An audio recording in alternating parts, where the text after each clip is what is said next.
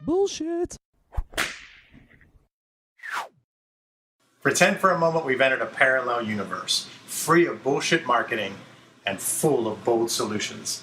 That's what the Don't Be a Bullshit Marketer podcast is all about. Our guest today is Suzanne Meyer, partner at Look-See Digital Marketing Solutions. And our Sights and Sounds of Marketing will check out the late 90s when Everclear's Everything to Everyone was telling us to be ourselves, while Leonardo DiCaprio shouted, "I'm king of the world." But first, let's cut the bullshit. So this NBA player says he's going to sign with one team as a free agent. That team announces that he's coming to play for them. There's all kinds of media excitement in that marketplace. ESPN and the national sports networks talk about it. A day or two goes by, and this guy decides he's going to stay with his current team. All hell breaks loose with the local market where he was going to throughout the sports media, and you're hearing about it in the blogosphere, Twitter, etc. And the team that he was going to go to actually didn't sign another guy who plays the same position, so now they were out basically two guys. The player tweets an apology to the owner of the team he spurned.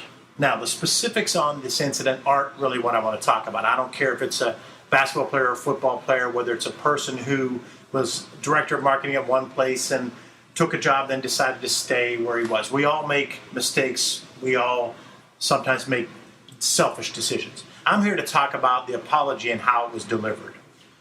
First, we can all benefit from learning how to apologize. There's a great book titled On Apology by Aaron Lazari, which details why we sometimes don't apologize, why we often give crappy apologies, that's probably the most common thing, like this one by Twitter, and why we benefit from apologizing in a positive way. Both parties benefit. So get the book if you want to become better at understanding yourself and others with respect to apologies. But in this instance, the apology by Twitter strikes me as particularly weak and cowardly. I don't care how much technology evolves, you need to realize that some things have to be said in person or at least on the phone. Thank yous, apologies, praise, constructive feedback, and pretty much the delivery of all bad news needs to be done with courage and directly to the other person. Suzanne, is apology by Twitter BS or what? Oh, Dave, such bullshit. So bad.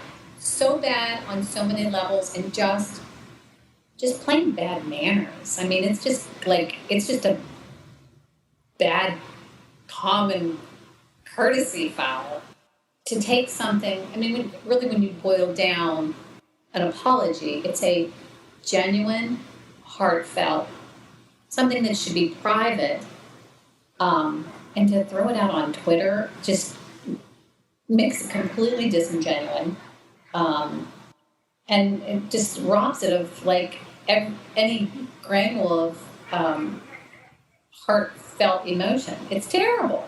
It's awful. And I hate the trend.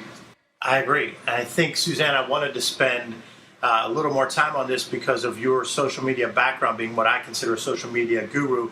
You're the marketing client services leader at Look-See Digital Marketing Solutions. You've been involved in television and radio for many years, as well as you had your own advertising agency for over a decade.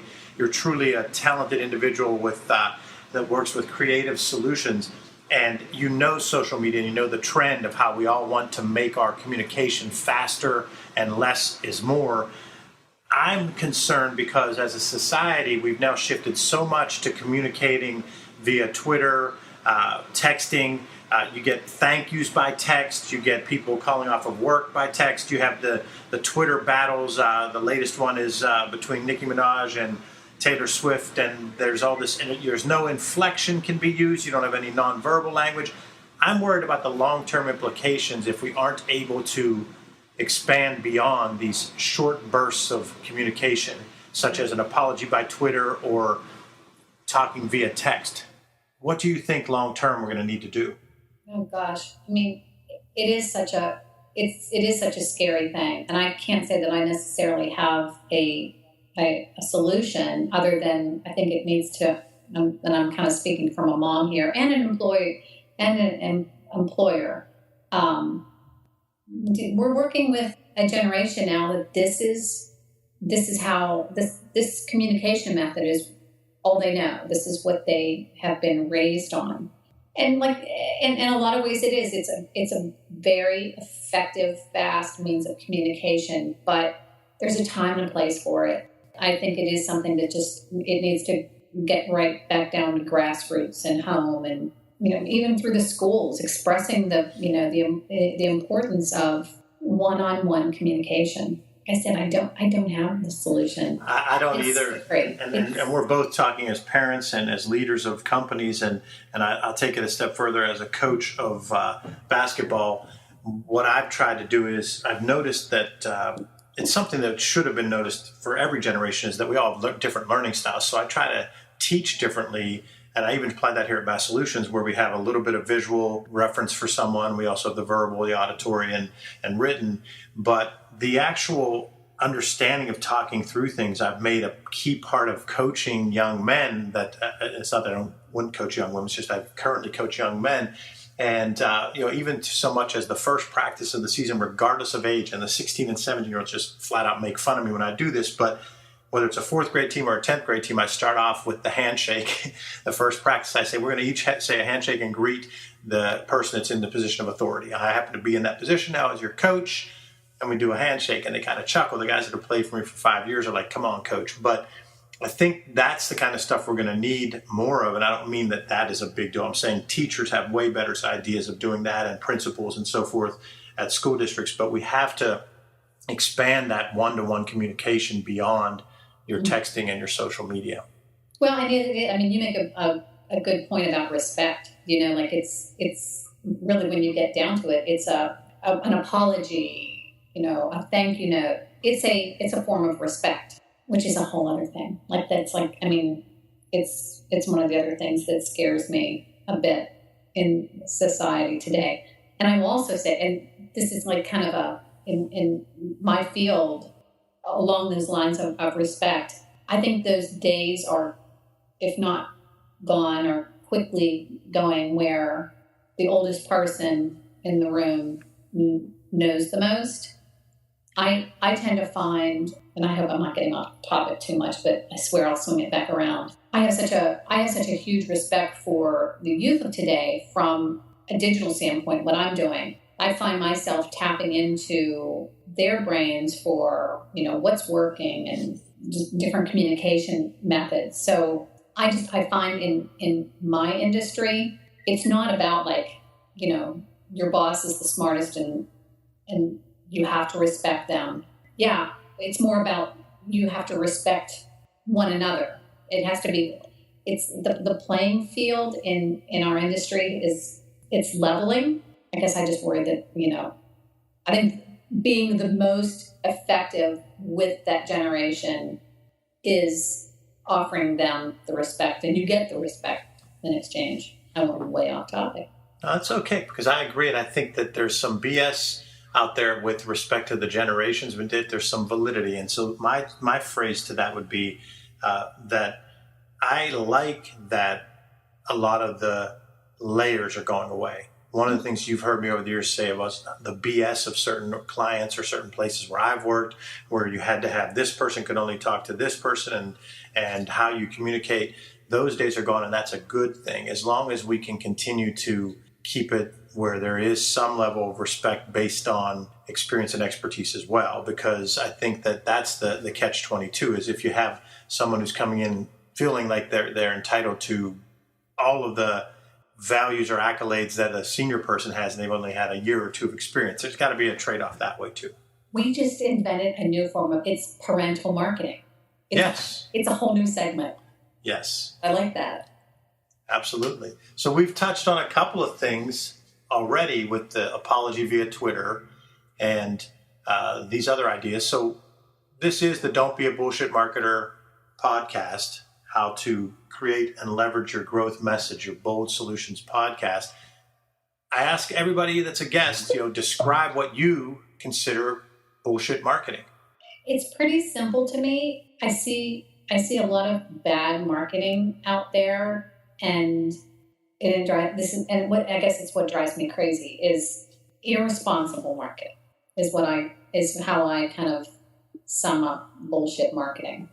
Marketing for the sake of marketing just throwing messages out there irresponsibly without any kind of strategy, plan. I pride myself on being a very responsible marketer. I have to be able to sleep at night. I have to be, there has to be some kind of strategy and results associated with what I'm doing. And if, the beauty of marketing today is it's very organic and messages can be adapted on the fly. But I guess that's what I kind of hold up there is what makes me crazy and when I call bullshit is when marketing's not done with a purpose and with metrics behind it.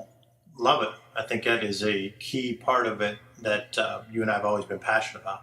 Yeah. So few people do both the substantive marketing. A lot of people get hung up on the actual end result creative. And I talk a lot about how this percentage, a small percentage of holding my fingers about an inch across for our audio listeners, but that's 10%, maybe 15, 20% the most of what marketing really is because there's so much marketing on the front end. So with that in mind, so you've earned the chance to be really put on the spot though. Think back throughout your career. What's your biggest marketing, messaging, or communications failure? Looking back, when do you think that you might have been a bullshit marketer, and what did you learn that our listeners can take from it? When I very guiltily succumbed to the bullshit, I don't know. Can I mention names? I'm fine with you mentioning names as long as I'm going to keep this sort of people in Pittsburgh will know though. So I hold up as one of my all-time favorite points of my career. I was the marketing director for 2 public radio stations in the Pittsburgh market. And I came on board when one of these stations had just been acquired.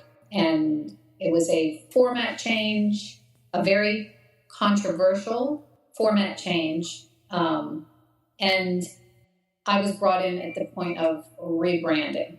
However, the mud that I stepped into was that some of the initial work had already been done. Like those who cut the deal and signed the paperwork, they gave it a name. They gave it a tagline. It was just sort of it was kind of made up on the fly. Uh-huh. So I walked into this situation and I knew, my gut was, it's so off point. It's and I allowed it to play out for a bit.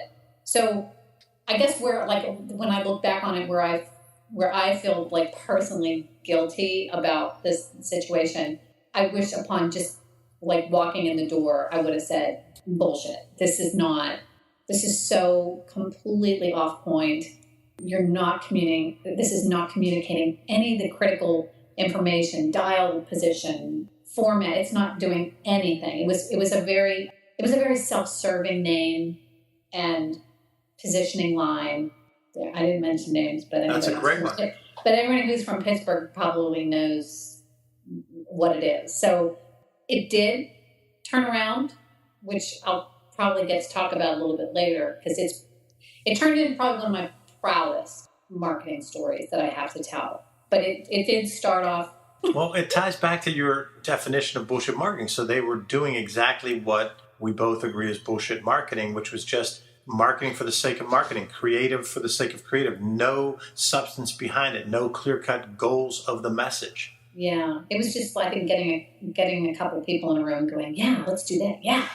And it wasn't based in any solid research or knowledge. So Suzanne and I have been in the trenches. So when you describe that room where there's a meeting and people are just going around the room throwing out what they think without any kind of formal brainstorming, without any kind of plan for the session. You and I have both been there. We've been in the trenches together. I let our audience know a little bit about the partnership that we've had over the years where when I was chief marketing officer at various organizations, I had brought Suzanne and her team in. And so we've both been there and witnessed and actually been a part of some bullshit marketing where we fought back as best we could, and sometimes you win and sometimes you don't. You pick your battles, So we made it through, right? We did. We're the seasoned, grizzled veterans that those youngsters will make fun of. So you better respect us. That's all I'm going to say. They better respect us. We walked 3 miles in the snow to school. Oh, no, what it was like. Gosh darn it, we liked it. We used AOL. So we hit the grumpy old man from Saturday Night Live and mentioned AOL, showing our career span. So if we ask 100 people this next question, we probably get 100 different answers. Suzanne, what's your definition of marketing? If you've given us bullshit marketing, how do you define marketing? You know, I always say it's messages and actions that cause messages and actions. It's finding the proper channel to hit an audience and elicit the emotion, action that you want to have elicited. So target the audiences and come up with the message and reach and influence them. Yeah, it makes it all sound so simple. And the thing that's hard about it is, in a lot of ways, it's kind of subjective. I guess that's why I kind of geek out on the research and metrics behind the scenes, because you really can quantify information and what those messages are and how people are responding to them. Well, I think that you're often more compromising, more that's the wrong word. You're more kind. You're kinder about things, and you're saying, it's subjective, but a lot of times it really isn't. If you think of the art and science of it, if you think of the creative design that, whether it was Todd Hoffman, who worked with you as a creative director at one of your places, or Mike Minogue, who's worked in a creative capacity for me, those guys are using an art and a science to their design, their visual elements, and they're not randomly deciding what the size of an element was in that. And when you directed video commercials, you didn't just do it subjectively, saying, this is my feel of why I want it to be this way. You had a rationale for how you wanted the shot to be wide or how long the shot was going to be on. So I think there is a lot of science to it. Yeah, I mean, and I come from it. I mean, my background is more creative, and I've sort of, I think with getting more grizzled in with time, like you can't help it to get into the theory and strategy of things, but it's a unique perspective that I think I tend to bring to the table. Is I tend to approach things creatively, in a lot of ways, I think that's why certain accounts I work better with. I tend to work best in an environment where there's an emotional response. I think that's why healthcare, it's like, has sort of, it's been kind of a sweet spot for me. Higher ed, there's an emotional component to that. And, I go back to when you were at Duquesne, and one of the things we approached was, it's one thing to make this beautiful commercial about Duquesne and why kids should go there, but really, like, what you have to consider is who's paying the bills. Do you know what I mean? Like, it's the parents, and the parents, what they want to know is that my kid's going to get a job on the other end of this. So, yes, whereas we need to strike a chord with the student, the potential incoming student, we need to make that experience viable for the parents as well, so they see, they just like reek success and, and I think, and we did, a lot of our messaging was like through was like some alumni messaging, like, yes, this person graduated and this is what they're doing now, and telling those success stories. So that's an example. Well, Suzanne and I had the chance to work together when I was at Duquesne University. That's what she's referencing. You have a really unique background that you started out in TV, then you started your own agency, and then you've worked at some other bigger agencies. So you've got the whole background. And that's why this next one's going to be interesting for me is what has been your most amazing moment in your experience with marketing, messaging, or communications? What's your biggest success? It's interesting because you're right. Like, my career has really, it's kind of gone in many different ways, but in a way it's sort of come full circle. And so I kind of have to go to the resolution of that bad situation I walked into what was cool about that experience is that having had a background in television, advertising, working for this public radio station, and that was the other thing. Like I went there because I think I was kind of fried on the advertising thing, and so it gave me this breath in a nonprofit. Like I felt like I needed that give back time, but it also, like I said, looped into my broadcast background, my advertising and marketing background. So this brand was sort of thrown in my lap, and I guess what I'm proud of is that I was able to communicate why the brand wasn't working, and there were a lot of indicators. I mean, public radio, it's very dependent on member donations. Donations were in the tank. Listenership was down, and the research we were coming back with was that people didn't even know. Like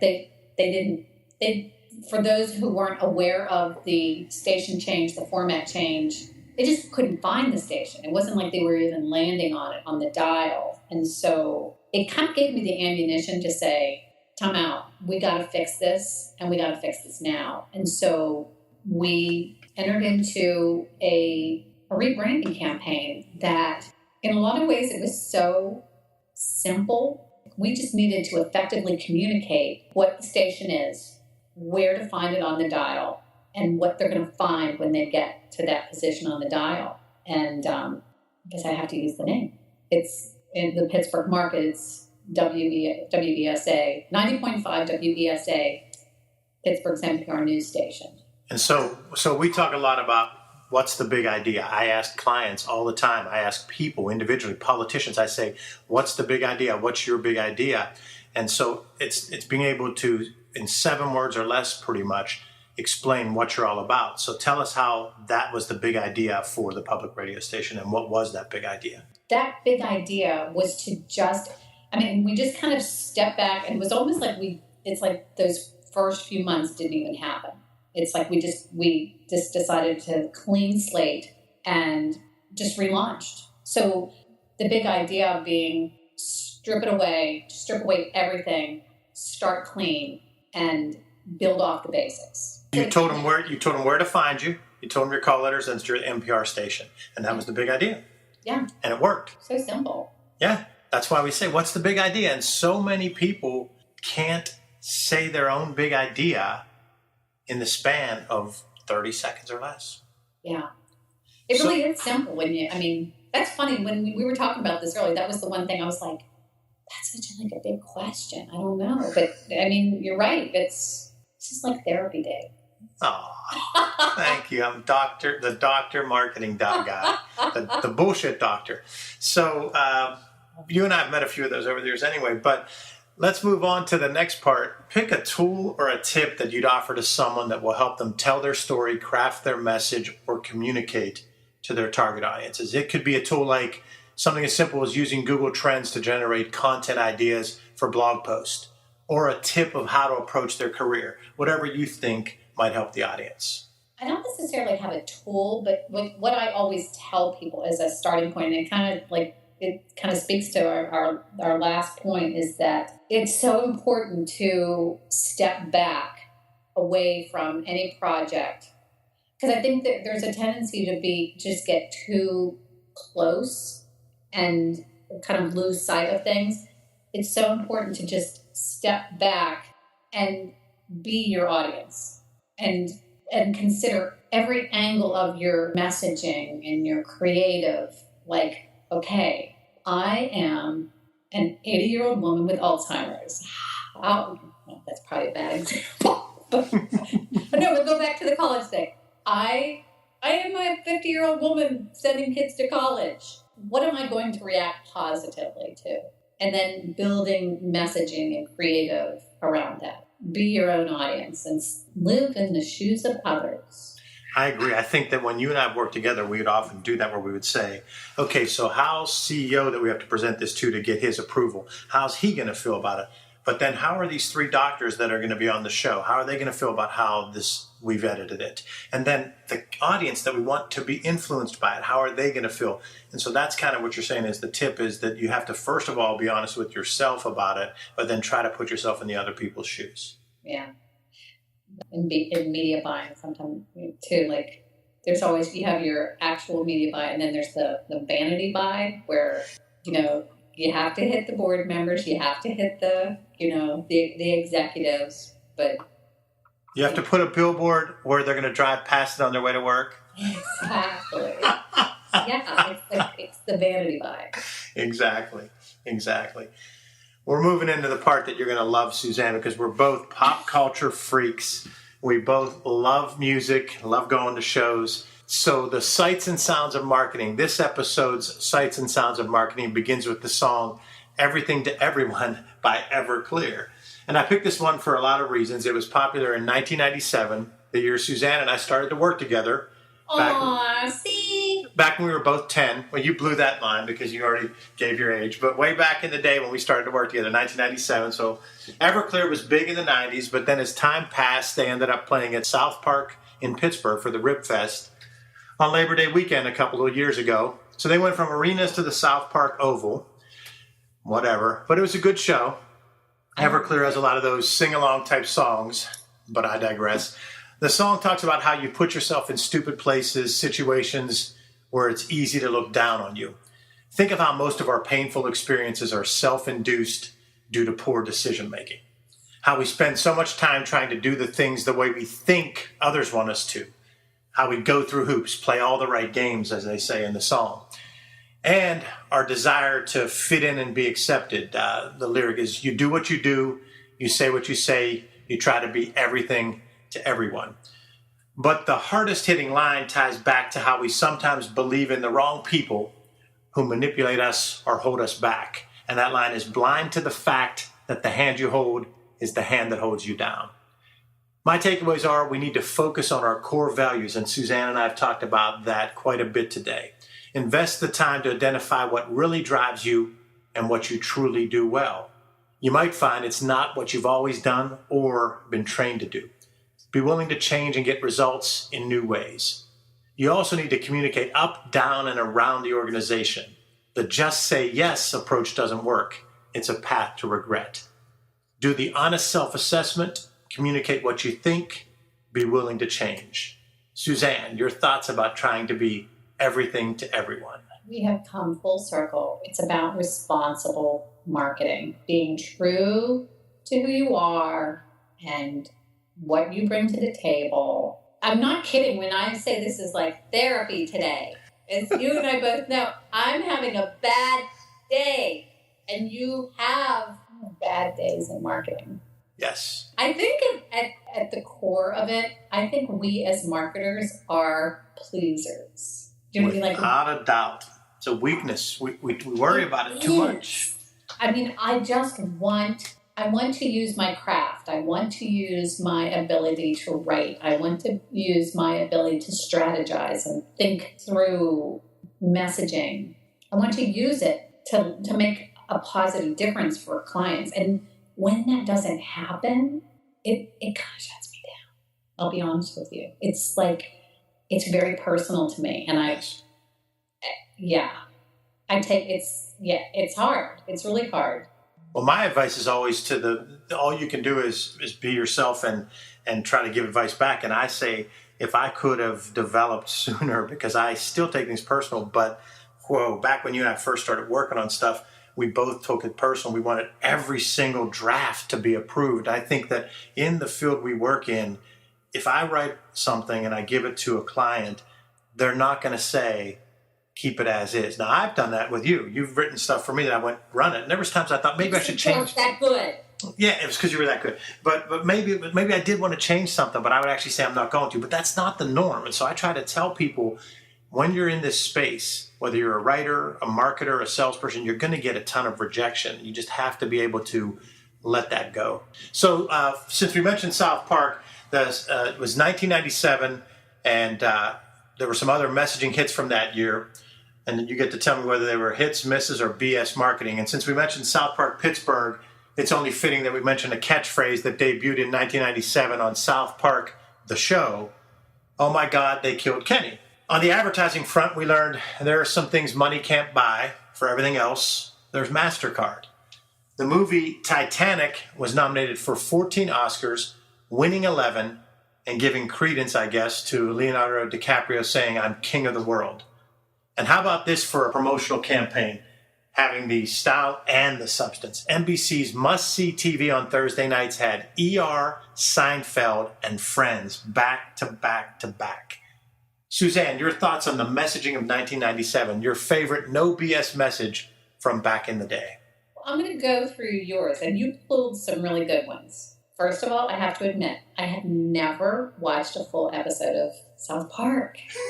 Isn't that awful? I'm embarrassed. I'm kind of embarrassed. See, it is therapy, though. You're admitting something like that. Yes. See, it is therapy. The MasterCard, there are some things money can't buy. For everything else, there's MasterCard. It reeks of gluttony to me. It never hit me, whether it was, my age at that time. Nor do I think I was the target. I'm king of the world. James Cameron killed at the Academy Awards. It was such a power thing that he ruined it in his damn acceptance speech. The winner for me is the NBC must-see TV.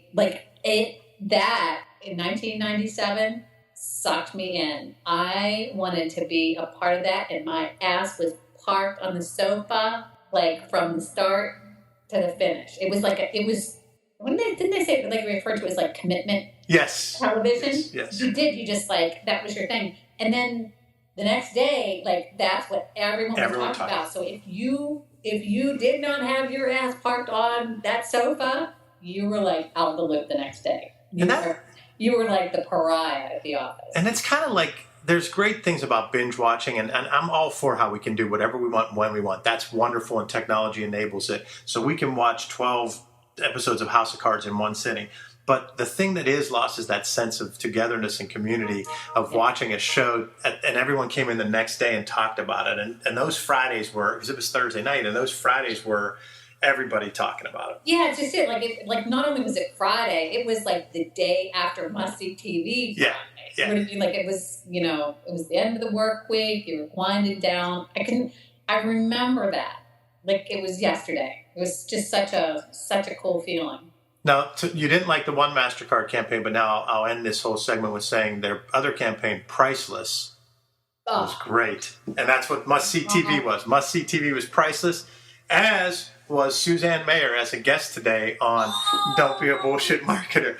Thanks for joining us for Don't Be a Bullshit Marketer. Suzanne, how can listeners contact you if they would like to learn more about what you do? Check out our groovy website at Look See Now. That's Look, L-O-O-K, the letter C. C's for content. Everything's about content today, people. Now. LookSeeNow.com. Thanks again, Suzanne, for joining us for Don't Be a Bullshit Marketer, your Bold Solutions podcast. Visit boldsolutionsnobs.com for show notes plus additional marketing and messaging resources. Are you signed up for light reading? You'll receive proven strategies every other week to improve your marketing and transform your message. It really is light, intended to be read in 2 minutes or less, and it just might trigger bright ideas for you. To sign up, visit masssolutions.biz/blog. Remember, ask yourself, what's the big idea, and build your story around the answer. It's all about bold solutions without the B.